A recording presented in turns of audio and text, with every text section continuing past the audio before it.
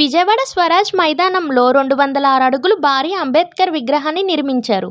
2024 జనవరి 19న open చేశారు. అంబేద్కర్ గారి విగ్రహం ఎత్తు 125 ఫీట్, కింద పీఠం ఎత్తు 81 ఫీట్, మొత్తం 206 ఫీట్ ఉంటుంది. విగ్రహం బేస్ కింద భాగంలో గ్రౌండ్, ఫస్ట్, సెకండ్ ఫ్లోర్స్ ఉంటాయి. గ్రౌండ్ ఫ్లోర్ లో 4 హాల్స్ ఉన్నాయి. ఇందులో ఒక సినిమా హాల్, మిగిలిన 3 హాల్స్ లో అంబేద్కర్ చరిత్రను తెలిపే డిజిటల్ మ్యూజియంలు ఉన్నాయి. ఫస్ట్ ఫ్లోర్ లో కూడా 4 హాల్స్ ఉన్నాయి. ఫస్ట్ హాల్లో అంబేద్కర్ కు దక్షిణ భారతదేశంతో ఉన్న అనుబంధాన్ని డిస్ప్లే చేస్తారు. సెకండ్ హాల్లో మ్యూజియం, ఇంకొక హాల్లో లైబ్రరీ ఉంది. ఇంకా సెకండ్ ఫ్లోర్ లో కూడా 4 హాల్స్ ఉంటాయి. వీటిని లైబ్రరీకి ఉపయోగించాలని ప్రతిపాదన ఉంది. విద్య విలువను, ధ్యాన శక్తిని జాతికి చాటిన వారే అంబేద్కర్ గారు. నడిచే విజ్ఞానం సర్వస్వంగా మాట్లాడే మ్యూజియం గా జీవించిన అంబేద్కర్ గారికి కీర్తిస్తూ, ఆయన గొప్పతనాన్ని వివరిస్తూ, ఆ మహానుభావుడి స్ఫూర్తిని భారతీయులకు తెలియాలని ఉద్దేశంతో ఈ మ్యూజియం ని ఏర్పాటు చేశారు. ఇది ప్రపంచంలోనే అంబేద్కర్ జీవిత చరిత్ర తెలిసేలా అతిపెద్ద మ్యూజియం కావడం విశేషం.